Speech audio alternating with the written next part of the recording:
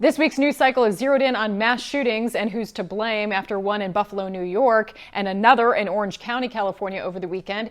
Chances are you heard much more about the shooting in New York, though, than you did about the shooting in California. Bringing you what's ignored, sensationalized, unbalanced, misleading, or just plain false, here's your media malfeasance for the third week of May. An 18-year-old white male allegedly killed 10 people and injured multiple others at a Tops supermarket in Buffalo, New York. But as usual, let's focus more on the shooter than on the victims. Cue, how do we blame the right? Rolling Stone. The Buffalo shooter isn't a lone wolf. He's a mainstream Republican. Yep, the same outlet that pushed this lie, gunshot victims left waiting as horse dewormer overdoses overwhelm Oklahoma hospitals, is now pushing another lie. Rolling Stone refers to the shooter as a right-wing extremist and Republican, yet in the shooter's manifesto, he criticizes conservatives and calls himself a former communist and left-wing authoritarian.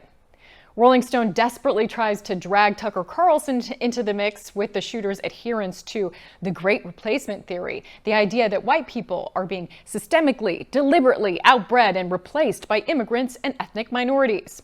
Other mainstream news outlets characterize this as a right-wing conspiracy theory. Strange, because the evidence shows this has actually been promoted by the left.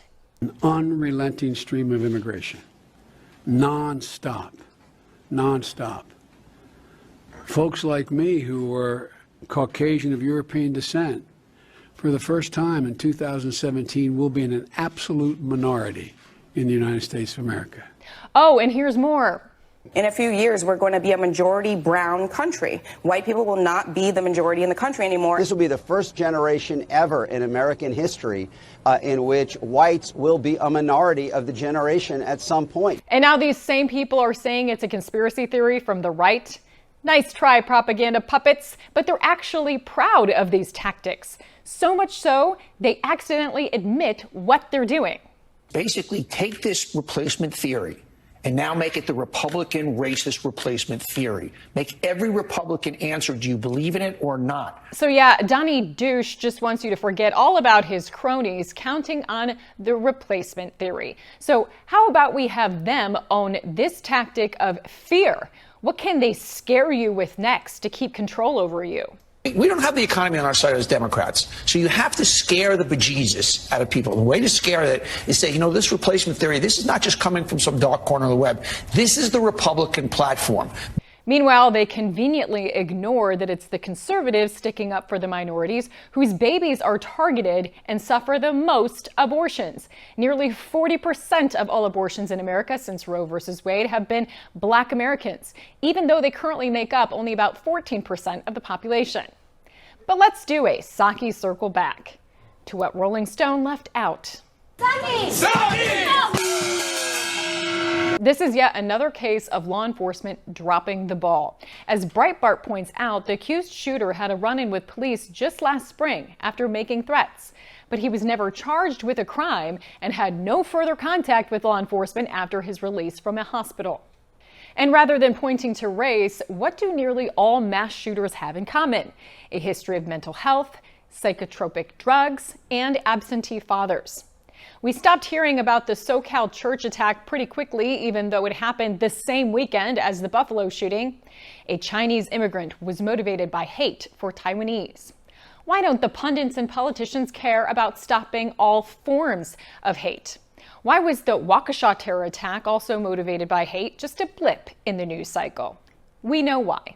The trip, that is something that was important for him to do, but he has visited many other communities. Many other communities? Not Waukesha, not Orange County, and not those terrorized by the New York subway shooter. Is there a theme here? We also saw the dissolving of the disinformation board this week. Or is it dead? It's going to pause. There's been a mischaracterizations from outside forces, and so now what we're going to do is we're going to pause it and we're going to do an assessment. But the work doesn't stop. We're still going to continue the work. The DHS is still going to continue the work. Okay. And instead of holding those in power accountable, as any real journalist should, Taylor Lorenz comes to the defense of the disinformation czar, blaming far-right attacks for the derailment of the board. So it's an attack to point out the conflict of interest that Jankowicz herself has spread partisan disinformation. As Glenn Greenwald points out, investigating and criticizing a Homeland Security official is now harassment and bullying, according to the WAPO and Taylor Lorenz. Only ordinary citizens can be investigated, like the private citizens Lorenz had bullied and harassed, not high-level U.S. security state operatives. And now Lorenz and other lefties, their attacks against Elon Musk for advocating for free speech have only intensified, especially since Project Veritas has exposed Twitter for its biased censorship. The rest of us who have been here believe in something that's good for the planet and not just to give people free speech. And its own hate speech. The left would be like, no, I'm not going to tolerate it. I need it censored, or else I'm not going to be on the platform. But this all-out war has only strengthened Musk's commitment and driven him to say he will now vote Republican. Cue the sexual harassment claims. Bring in the fembots! Wow, we haven't seen this one before. All this while Musk is asking for proof on just how many users are real people, not bots. Axios reports this week DHS preparing for violence following abortion ruling. It offers this context. Abortion-related violence historically has been driven by anti-abortion extremists. Really? Because the violence we've seen so far with our own two eyes has been from pro-abortionists, harassment outside the justices' homes, thinly veiled death threats like this tweet. If you have the chance to kill Clarence Thomas and Samuel Alito, the two oldest right-wing Supreme Court judges, should you do it? And a Molotov cocktail hit in Wisconsin. Into an abortion clinic? No, a pro-life center. And another life center attack in Oregon. The leaked DHS memo also says some racially or ethnically motivated violent extremists' embrace of pro-life narratives may be linked to the perception of wanting to save white children and fight white genocide.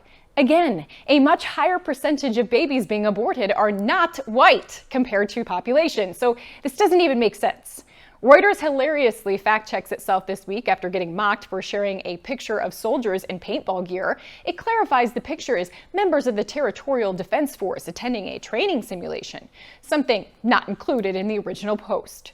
And many elections this week, anyone who won that the state-run media didn't approve of got headlines like this. NPR, a far-right election denier wins GOP governor primary in swing state of Pennsylvania. What a weird term. He denies elections despite just winning one. I'm sure it's total coincidence that NPR never referred to Hillary Clinton or Elizabeth Warren as election deniers, even though they're on record denying Trump's win in 2016. We have to focus on now as Democrats is we recognize the process was rigged. All of this to distract from the coming WHO assembly to discuss a global pandemic treaty. World Health Organization will, quote, develop standards for producing a digital version of the International Certificate of Vaccination and Prophylaxis. Okay. So you may be thinking, well, it's just about COVID, and I went along with mandatory vaccines and vaccine passports at the time. How bad could it be? First of all, if you went along with that, you should be repenting right about now.